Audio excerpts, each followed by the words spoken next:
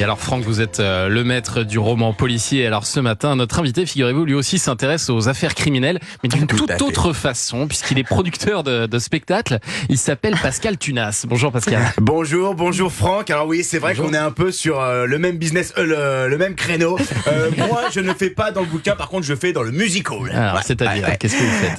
Alors en fait, je me suis rendu compte que les gens adoraient les comédies musicales et ils raffolent des affaires criminelles. Regardez, on te la raconte, ça cartonne. Donc j'ai mixé les comédies musicales à succès et les affaires criminelles les plus connues de France. Et j'ai lancé un nouveau concept. Après les comédies musicales, on lance les tragédies musicales.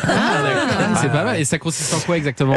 On raconte donc les affaires criminelles les plus populaires de France, mais en chanson, en danse, sur scène. Ouais. Et vous avez déjà des spectacles à l'affiche? Alors oui, là, par exemple pour septembre, on prépare une comédie musicale événement sur Nordal Lelandais, Jonathan Daval et Cédric Jubilard. Ça s'appellera Starmaniac. Le spectacle s'ouvre sur un super SOS d'un tueur en détresse. Non, ça fout les poils. On a aussi un très très beau tableau sur un inspecteur de police désespéré car son supérieur a refusé de le mettre sur une grosse enquête. Il rentre sur scène seul, en uniforme, la lumière sur lui et il chante. J'aurais voulu être l'affaire Flactif pour pouvoir faire mon Navarro. C'est beau aussi. J'aurais voulu l'affaire Flactif. C'est vraiment Starmania revisité, quoi. Mais vous êtes sûr que ça va plaire aux gens, ces spectacles? Mais oui, j'ai un doute. J'en ai plein, ça cartonne. Là, j'ai un spectacle. On fait carrément une tournée des Zéniths. C'est une tournée XDDL. Non, vous voulez dire une tournée XXL? Non, une tournée XDDL. Xavier Dupont de Ligonnès. C'est le nom de la comédie musicale. Attendez, mais cette affaire, ça passionne tout le monde. C'est vrai. On en a fait des chansons. On a sorti un single qui s'appelle L'envie de creuser. Si, ce sera sous le terrain. Il a tout mis, même le chien. C'est affreux. Et c'est vrai que ça change de l'envie d'aimer. Ouais, ça change un peu. On n'est pas vraiment sur la même ambiance, quoi. Le seul truc c'est qu'on n'a pas la fin du spectacle. Donc les gens restent un peu sur leur faim. Il y a bien la sœur de Xavier qui s'est proposé de terminer le show en disant que c'était un complot de la CIA, mais on trouvait ça un petit peu gros quand même.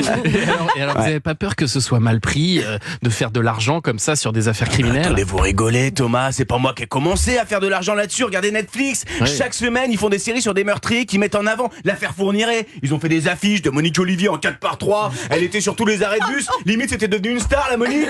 Donc nous aussi on prend notre part du gâteau. Voilà. Mais dites pas que vous avez fait une comédie musicale sur Michel Fourniret. Non. Ouf. Non, on a fait mieux. Une comédie musicale sur Michel Fourniret et Monique Olivier. Vous voulez un extrait? Non, je suis pas sûr. Si, attendez. Non. Belle. Pour les enterrer, Fourniret à une belle. Ça va un peu trop loin là, parce que on préfère quand même la version de Quasimodo et d'Esmeralda. Vous trouvez pas ça un peu déplacé quand même? Ouais, vous avez raison. Quand même. Vous avez raison, il y a une note ou deux qui était mal placée, mais vous inquiétez pas. C'est pas moi qui chante dans ces spectacles, hein, heureusement, on l'a entendu. C'est des comédiens. D'ailleurs, j'ai lancé des castings du nouveau show Francis Holm, le musical. Et pour le casting, on galère. Ah bon? Pourquoi? Vous avez vu la gueule du bonhomme. Attendez, faut en trouver un Francis. Alors, attendez, regardez-moi, Thomas. Mettez le menton en avant comme ça. Louchez un peu, avec un peu de maquillage, ça peut le faire. Non, mais je chante très mal, désolé. Ça peut être possible.